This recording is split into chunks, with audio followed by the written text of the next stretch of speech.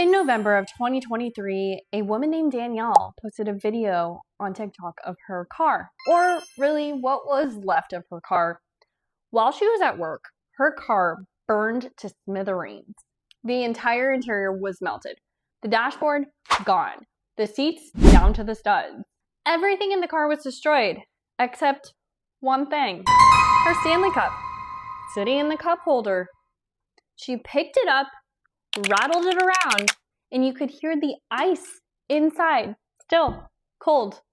This video got millions of views in just a couple days. And then the president of Stanley got on TikTok and thanked her and let her know that they would be buying her a brand new car. A cup company buying a woman a new car. That is the best marketing dollars a company has spent in over a decade. From then on, the Stanley Cup was no longer a cup.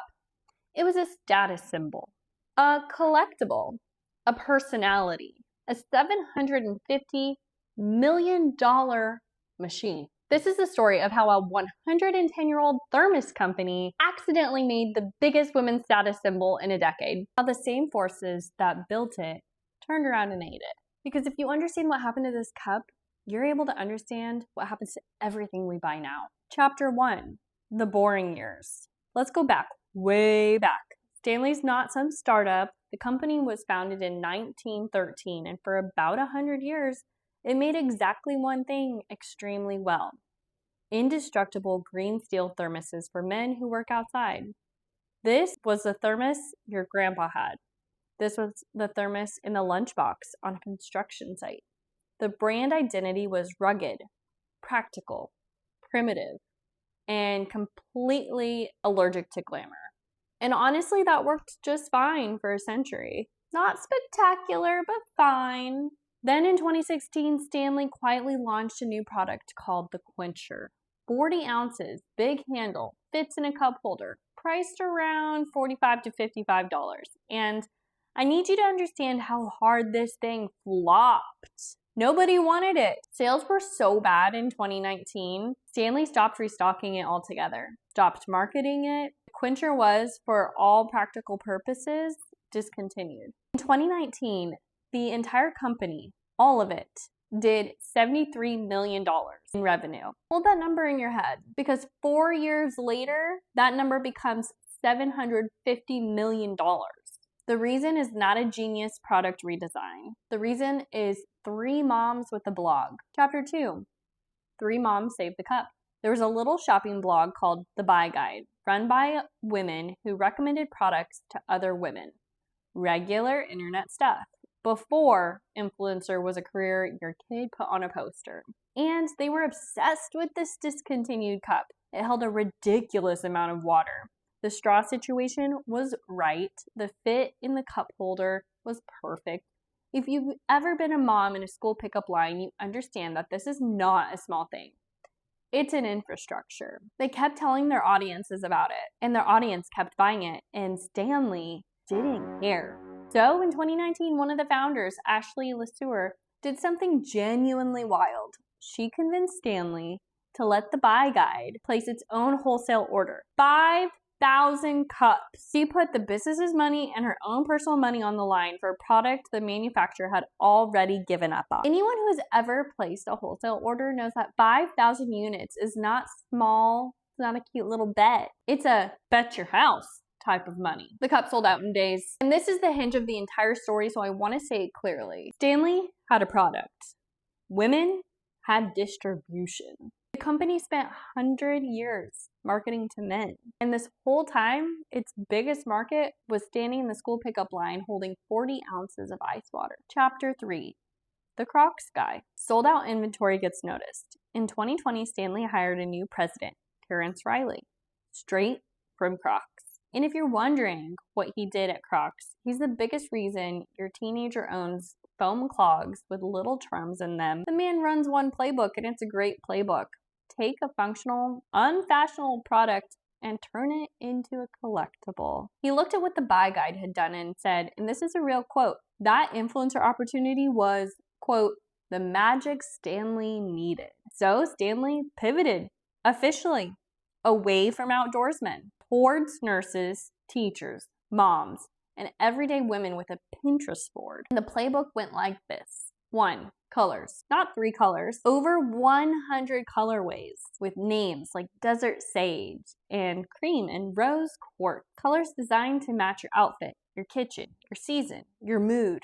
2. Scarcity. Limited drops on purpose. When a color sells out, it might never come back. That's not a supply problem. That's a strategy. Nothing makes a $40 cup feel precious like the words sold out. 3. Collabs, celebrity partnerships, retailer exclusives, special editions. Suddenly the cup had seasons like fashion. And it worked beyond anything Stanley had ever seen in a century of business. Watch these numbers. 2019, 73 million. 2020, 94 million. 2021, 194 million. 2022, 402 million. 2023, an estimated $750 million that year.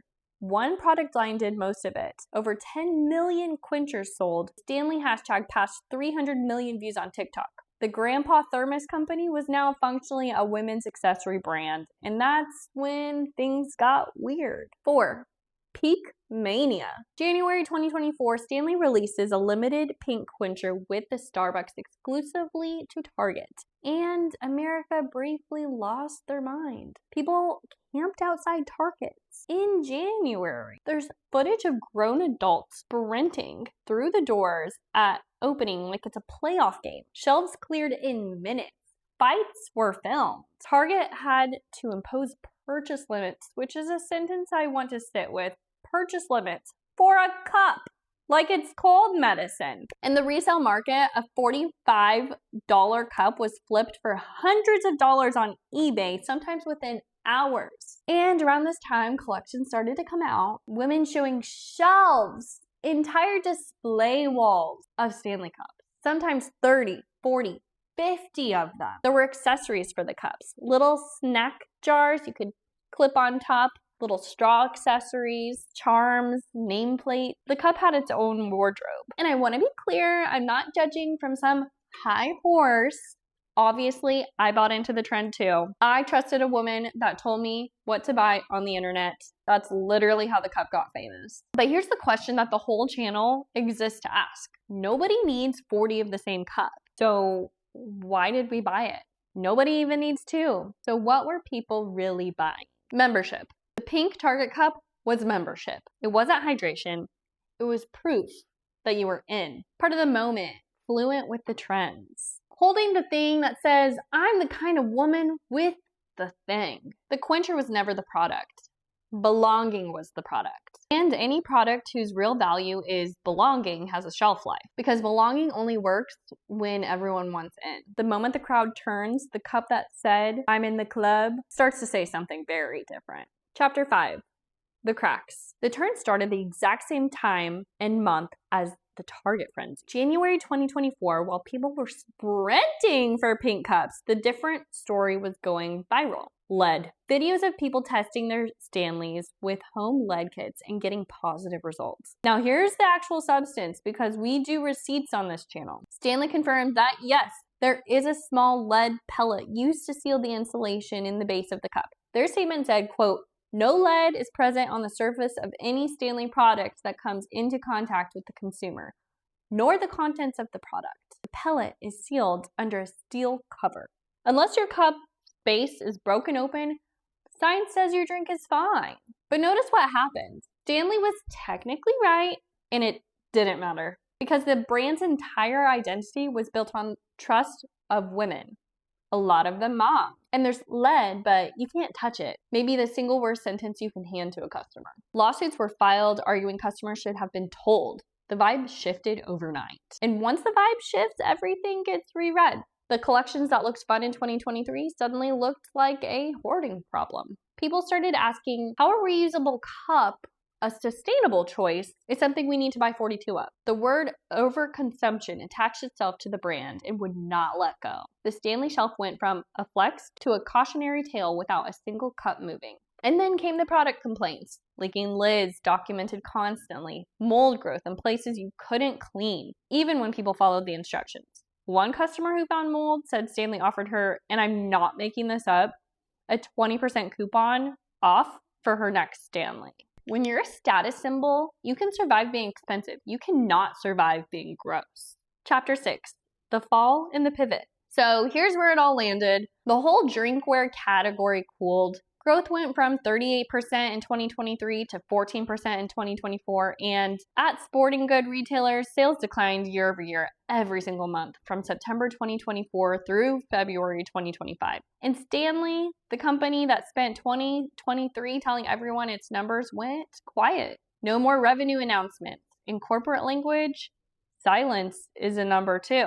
Meanwhile, the kids moved on. The cup you see in every classroom now is an Owala, which built its whole pitch on the exact same thing Stanley kept fumbling: lids that don't leak. The cycle didn't end, it just picked a new winner. Same mania, new cup, and I promise you, Owala's rise and fall episode is already writing itself. And Stanley's doing that one thing that every brand does during a panic. Trying everything. A Post Malone collab, a Lionel Messi partnership, a protein shaker line, and in early 2025, a bag line called Vitalize. Totes, backpacks, crossbodies. The tote sold out in a week, so credit where credit's due. But listen to the company's own words. Their CEO described, quote, a settling of the hydration category.